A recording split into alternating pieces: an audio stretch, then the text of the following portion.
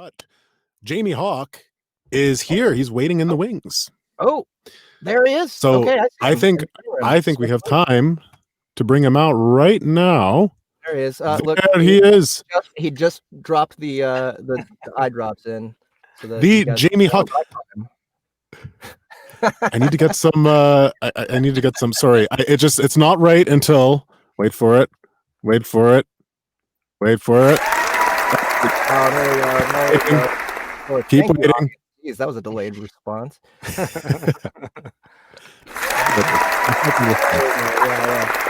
One more time. Thank you. Thank you for that hand of applause, audience, and welcome, Mr. Jamie Hawke. How you doing today, sir?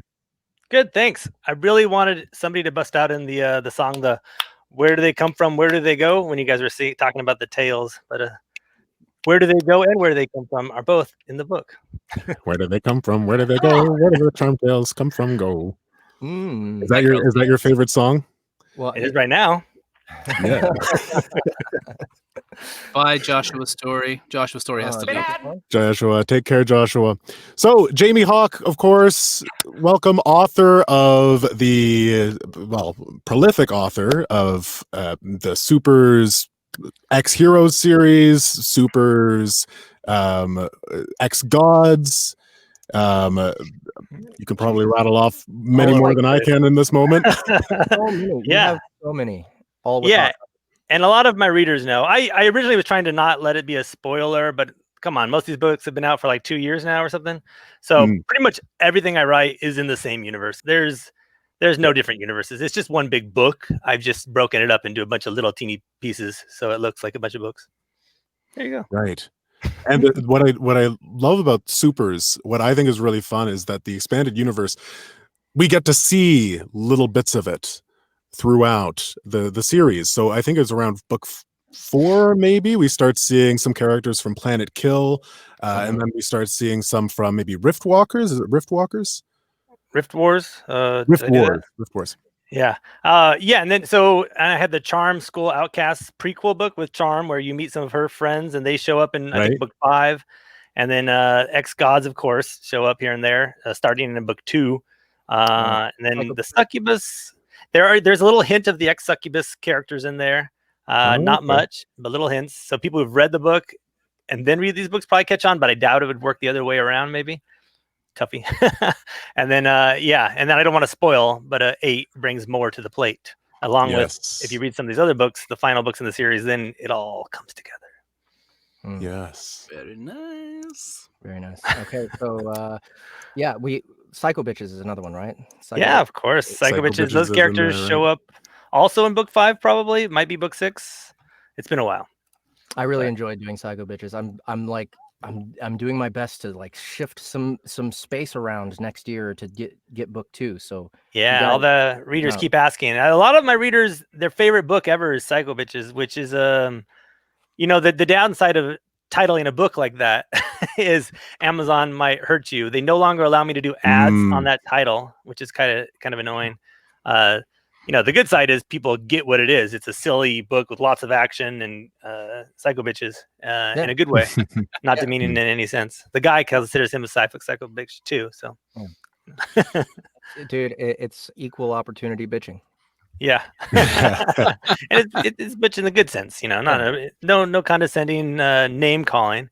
It's just like, I mean, they do that, but not to each other as much. The people that they're killing. Yeah. That's connected to the Supers universe, and would you say that Supers is kind of the core of the expanded universe? Yeah, for sure. Or another series, especially since it ended up being 8 books, and that was the one that started it all, right? I'd written Planet Kill with my buddy, and we were like, hey, this is fun. And then he was trying to get me to do something else, and right away I was like, no, the story just popped in my brain. I don't even know where it came from. And I sat down and I just busted out book 1, and I was having so much fun with it. I just kept going, right? And then I was like, oh, but I don't know if I ever told you guys about the X God story. Basically, my other buddy, who's his buddy, who I met through him, he wanted to write something that was similar to that. And I was like, well, let's write this together. You write the brother's point of view, or cousins at the time, I think it was. Right. And he was like, all right, sure. And then he just totally wrote his own book, which is out there, and you've probably seen it. It's a superhero harem book. I was like, what the hell, dude? So then I wrote X Gods. And they Okay. have some similarities, of course, because we were brainstorming together. And then he just went off and did that. But, whatever. You have so many books out, and a lot of them, it seems like they've come out in the past 2 years. Yeah. Just like in this universe, just kind of boom, boom, boom, boom, boom. Yeah. How quickly are you writing these books? Like, how many would you say? What's a rate? Can you give us some sort of Not timeline? quickly enough, I feel like. What's that? Not enough? Not enough. Yeah, I mean, I feel like it takes me about 6 weeks to write a book, probably. Lost Pirates 3 took me like 3 months, and that sucked because, or no, 2 took me like 3 months, and that was unfortunate because at the time it was like my worst seller, and I'm like, what? I took like 2 or 3 times as long on this book as I do on some of these other ones. Come on. So I've learned, and X Heroes book 1, some people will be like, of course, we could tell. It took me the least amount of time out of all these books, but some people, that's their favorite book I've ever done. And so it's just like, I've learned that sometimes you have no idea what to expect, and you just got to write a book and have fun with it. And yeah. So 6 weeks. That's what you would recommend to budding harem authors. Write a book, have 6 fun with weeks it. or throw it in Try the to think trash. about it. Yeah. Don't get all complicated. Don't be like, it's not. Well, that was part of my problem. I think, you read a couple books that do well, and then you're like, no, they all have to do well. I have to be perfect. Oh my God, what am I going to do? You know what I mean? And so that was a lot of my mind space at the time of writing book 2 of the Lost Pirate series. Yeah. So just don't get in your own head, I guess, is the lesson learned here. Yeah. Like I could only imagine, really, after writing. I mean, authors, you guys spend so much time writing like these books, even if it is 6 weeks, like just the time in front of the computer and the time creatively piecing these stories together, and then to put it out there and for it to like maybe not go as well as maybe something else that you maybe put less effort into sometimes, or just a different had a different energy and it flowed easier maybe. And you hit on a good point that and I say 6 weeks, that doesn't include like outlining, because like when I'm writing book 1, I'm usually writing down ideas for book 2. And then, as people have seen, I jump around in series, and that's because I don't feel I'm ready for the next book sometimes right away. So I'll go write Lost Pirates, and in the meantime, I'm outlining X Heroes 4 or something, and coming up with ideas here and there and letting it percolate or whatever. Yeah, so it's a longer process, and then the editing and the revisions, of course, and all that stuff. Right. All the trials and tribulations of the indie author. Yeah, not these guys who write a book in every 10 days or week or whatever. God, that's not incredible. Yeah, it's super hard, I think, because I've tried to be like, I could do that. I could sit down and write a book, and then I get like a paragraph in, and like, this is the worst thing ever written in the world, and I suck, and I'm never doing it again. Yeah, I mean, I could probably write. The most I've written in a day was 10,000 words, and those were good 10,000 words because I sat down and I did it, and it was just flowing, it's just magic. And those all ended up in the book. Versus if you do dictation, you could do 10,000 words in an hour, maybe, if you talk as fast as I do sometimes, like this. And you don't know. That's pretty fast. That was pretty fast. If you do 10,000 words in an hour, I'd be the most prolific audiobook narrator in the world. Yeah. I did one time when I was dictating, I think that I hit like 7,000 or 8,000 or something like that. And I don't really play with dictation. I don't like it. I tried to learn it because I have a lot of physical disability problems. And so I was thinking, well, what if it comes to the point where, if I can't run, that sucks. But if I can't type, oh my God, where's my money going to come from? Where's my money going to come? Why do I talk like that? I don't know. And that's why I write. I don't speak. I'm dealing with all those psycho bitches. Yeah. You gotta... So anyway, I tried dictation, and it's not my thing. Point of that. You talk about outlining and spending the time to come up with the stories. I'm wondering how that fits into the. I mean, that's got to be essential for the consistent universe to see this interconnected web of all of your stories kind of branching off of the supers. And how do you not just plan out like one series arc, but also connect it to multiple other series and seeing how they connect within one another? It hurts my brain to even think. Right? A lot of Excel. So Excel. Yeah, I've been working on a game right now, a video game with a company. Oh, we just launched it, so I could probably say it. I can't talk too much about like what that hasn't aired yet. It's called Rival Peak. It's not really a game. It's like an AI Facebook Watch thing that we're doing.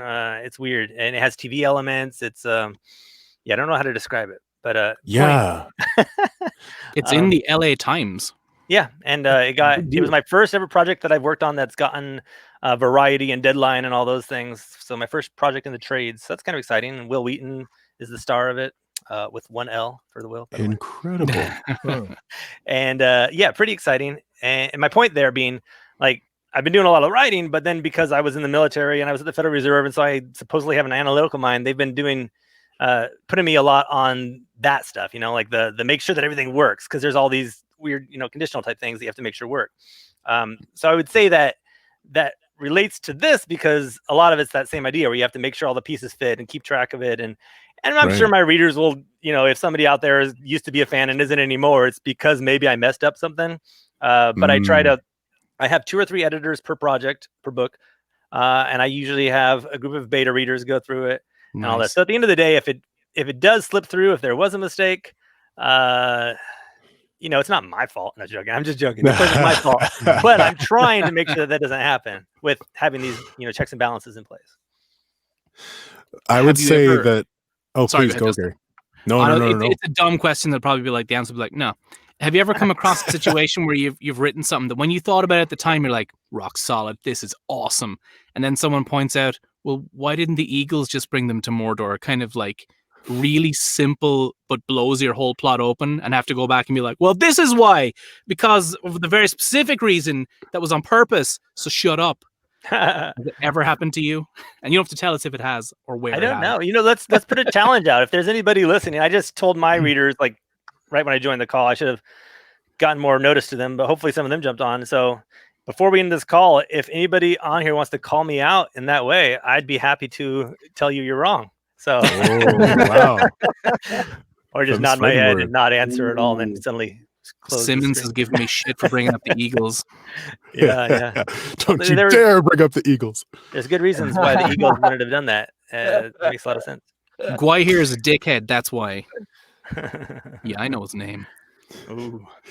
Yeah. So I can't think of any examples of that off the top of my head. I do have conversations with people. Like, there's this one reader. Oh man, see, I can never remember people's names on the top. Oh, let me see if he popped up here. No, but he goes by Lion something or other. Sorry, Lion. And he's a great beta reader. Every time I give him something, he'll give me like a list of like 50 things. Awesome. So, and that's what I need. Like, I'd love to be able to keep all this in my head or on an Excel sheet, but of course that doesn't work. There's so much. There's so much to keep track of. Yeah, even little things like in my recent book, you're not supposed to name the characters, like they're monsters who come from the MonsterVerse, and if you name them, it's like demons, where if you know their name, like Name of the Wind type thing. And of course, my character accidentally shouts out their name once or twice, and I play it off like that's on purpose because he's an idiot. And at the end of the day, that's fine. Another fun example of that, my narrator is saying La Cañada, La Canada. And I'm just going to play with it. I'm like, in book 3 or 4, somebody comes out and be like, dude, you're pronouncing that wrong this whole time. And he's like, crap. Because the narrator messed it up. It's kind of just, I like playing with this stuff. That's happened to me, actually. That happened to me on a series called World of Chains, the Wayward Bard, Fallen Bard by Lars M. And in the first book, I was pronouncing one of the characters Daria. And there would have been about 300 retakes. If it was supposed to be Daria, there would have been a ton of retakes. It would have taken me hours upon hours to re-say every line where I say her name. And Lars so graciously was like, you know what? No, I'm writing book 2 right now. We'll just write a scene where he learns that he's been pronouncing it wrong this entire time. And then from that point on, we switched it. And I'm very grateful.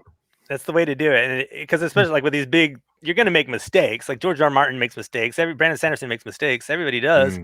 But being able to roll with them or make them fun in some way, or maybe they're just not that big of a deal. When the book has no sequel and you mispronounce the main character's name, they make you change it. Yeah. And 387 retakes. Maybe somebody needs to change it. I wouldn't. You've been there then. You've been there. Oh, I yeah. Write the book. I just like, here, I'll just control, find, replace. You're good, man. I sat on my bed with my head in my hands being like, I have to do nearly 400 retakes before tomorrow. Yeah. But I did one day. It sucked. It did, but no. Good book. What was the montage music that played when you were sitting there in that moment? Have you heard "Be the Best" by Tenacious D? Yeah. To be the best, you gotta pass the test. You gotta take it to the top. That's Just gotta do it. best song ever. Well, as we were saying off the top, Supers 8 is on its way. It's headed to retail, and it is the very last Supers book. Supers X Heroes, rather. Supers X Heroes that Jamie's reading. I have a feeling that there's going to be plenty more Supers books and more in that universe, but the last Supers X Heroes. And I wanted to know from everybody here, except for Gary. Gary, unfortunately, has not been on this series. But what are you going to miss? What are you going to miss about Chad, Charm, this whole group, this harem, the adventures that they're on? What are you going to miss about that, Jamie? I love these characters. As I said, Charm and them, they were my first true harem book, because Planet Kill isn't really a harem. It's like, for anybody who's not familiar, it's half harem, right? And then the other half is a female lead who has her own little group. So it's kind of reverse harem meets harem, but it's still written towards guys. So it's Point being, this crew has been with me since the beginning, and a lot of times when I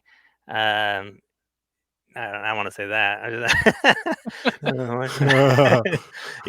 lot of times when I'm just like thinking about harem books in general, these are the characters that I see like moving around and fighting and stuff. And then when I'm coming up with new ideas, I'll even envision them. Maybe because we've done so much artwork now, we've done merch, we've done like cups, we've done little blinky. What are those little cute characters called? I don't remember, but with a big head, Funko Pops. Yeah, we were just like a cartoon one though, like an anime one that like blinks her eyes. Oh, I see. Yeah, that chibi.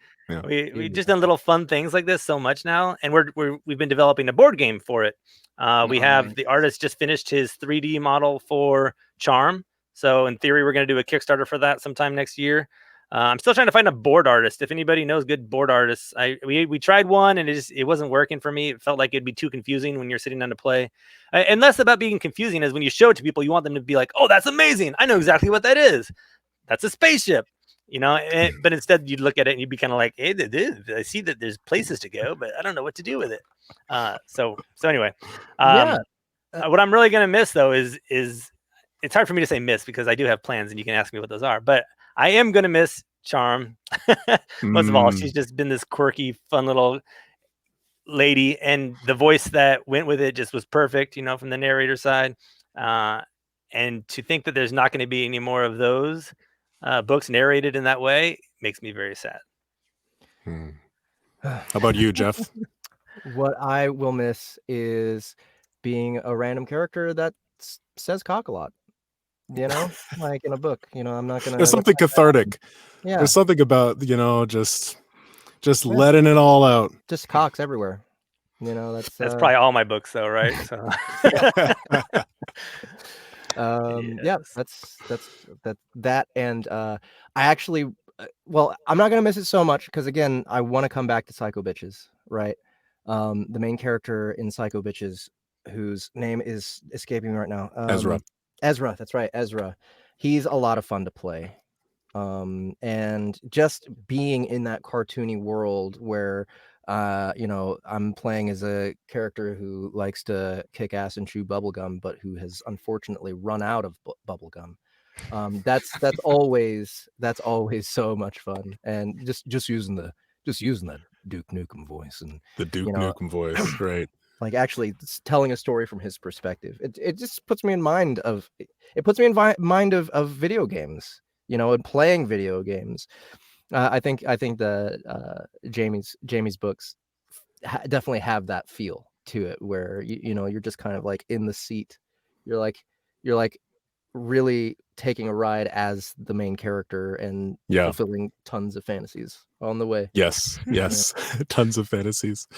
I definitely have to say that for me, like the superpowers and hearing how these superpowers line up, different people with different powers, and the main character's power itself is combining other people's powers, and seeing how those line up and connect, but then also just how the other supers use their powers in the world and then bring that into the bedroom.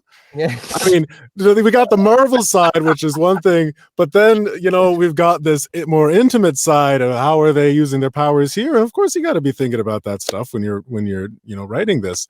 So I'm gonna miss that level of imagination. Also gonna miss working with the team, the production team, of course.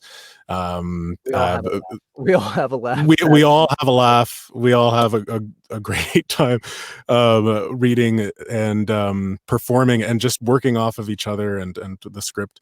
Carly Crawford, Yvonne, they do a fantastic job playing the very immense cast. It's a very it's a rich cast of characters, probably over 100 different main or supporting characters throughout the entire series. Would you say?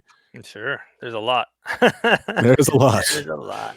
And they definitely hold up their end, and they really make these productions something else where they just add their heart and soul. So if you are looking for some multicast, harem, fun, space opera, sci-fi, superhero, harem fiction, narrated, performed, then you definitely got to check out Super's X Heroes. Did I ever tell you the quick I probably told you guys in one of these previous chats, but the real quick thing is, so I worked on Tales from the Borderlands when I was at Telltale, and that's very much all about ball and dick jokes. That's just all it is. And so that was kind of a good setup. But then going back even further, when I was 12 or 11, me and my buddy would sit around and write these basically superhero erotica comics. Basically, I was an artist, and we would just make them up, and it was so stupid. And he would make fun of me into my 20s, and then somewhere in my 30s, it became my living. So I'm laughing now. Brilliant.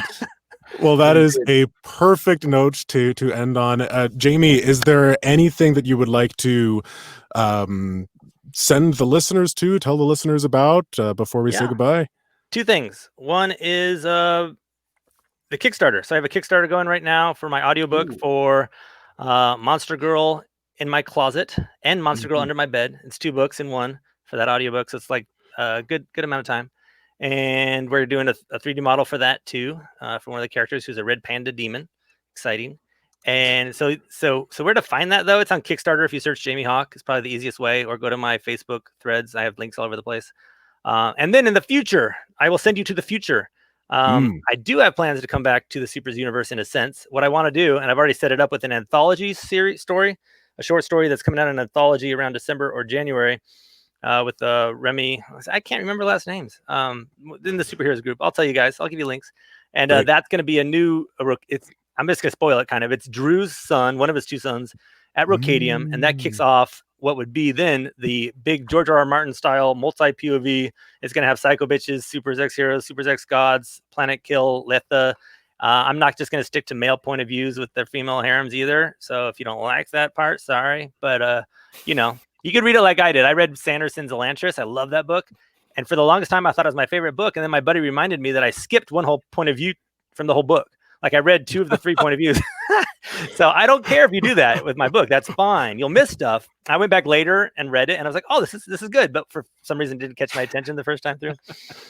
I don't mind. So anyway, so that's going to be a thing that I'm going to try to do. I'm thinking around my birthday, which is May. Great. 2021. Okay, well, maybe we'll have to have you back on around then. Yeah, that would be cool. That would be cool. Birthday. Hey, so, are we gonna do this? Are we gonna make? I messaged in the chat. I think we're gonna move on to the requests only. Requests only. All right, Jamie. Thank you so much for coming and hanging out with us. Awesome. Thank you so much for sticking with us through this journey. And remember, guys, number 8 is on its way. It's gonna be out there very soon. Books 1 through 7. We already released the box set too, right? For books 1 through 4. Is it 1 through 4 or 1 through 3? 4. 1 through 4. So if you guys want a head start on the Supers X Heroes series, that's 4 books for the price of 1 out there. The Supers X Heroes box set. Go pick that up. Yeah. Is the Cyber Monday sale over? There was also a Cyber Monday sale on books 1 through 3, I believe, on Audible. So if you had like already gotten 1 and you want to get 2 or 3, you can get those cheaper, I believe. But it might be over by now. I'm not sure. Otherwise, it's the box set. So. All right. Yeah. Cool. Yeah. Well, thank you guys. You guys have been amazing narrators. I mean, like it's a dream come true to have you guys do these books because it couldn't have been done better. That's for sure. Yeah. Thank you so much. Thank you. It's been a blast. All right, man. Have a good one. All right. So.